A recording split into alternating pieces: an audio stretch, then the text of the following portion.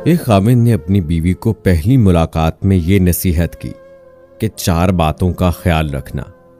पहली बात ये कि मुझे आपसे बहुत मोहब्बत है, इसलिए मैंने आपको बीवी के तौर पर पसंद किया। अगर आप मुझे अच्छी ना लगती तो मैं निकाह के जरिए आपको घर ही ना लाता। आपको बीवी बनाकर घर लाना इस बात का सबूत है कि मुझे आपसे मोहब्बत है, ताहम मैं इंसान हूं, फरिश्ता नहीं हूं।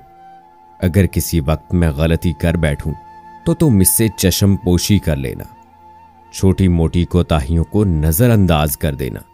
और दूसरी बात यह कि मुझे ढोल की तरह ना बजाना।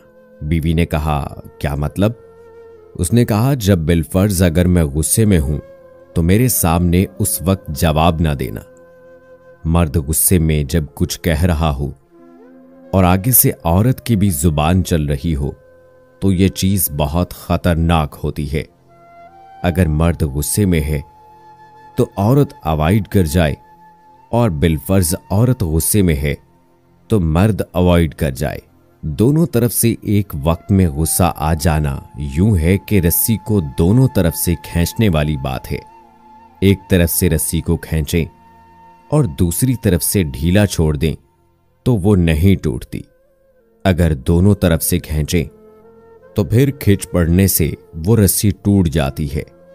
तीसरी नसीहत ये कि देखना, मुझसे राजो न्याज की हर बात करना, मगर लोगों के शिकवे और शिकायतें ना करना, चूंकि अक्सर औकात मियां बीवी आपस में तो बहुत अच्छा वक्त गुजार लेते हैं, मगर ननद की बातें, सास की बातें, फलां की बातें ये जिंदगी के अंदर जहर घोल देती हैं।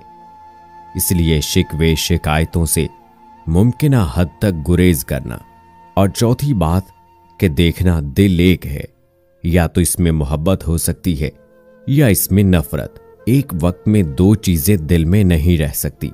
अगर खिलाफे असूल मेरी कोई बात बुरी लगे तो दिल में न रखना, मुझसे जायज तरीक से बात करना, क्योंकि बातें दिल में रखने से इंसान शैतान के वसवसों का शिकार होकर दिल में नफरतें घोलता है और ताल्लुकात खराब होकर जिंदगी का रुख बदल देते हैं।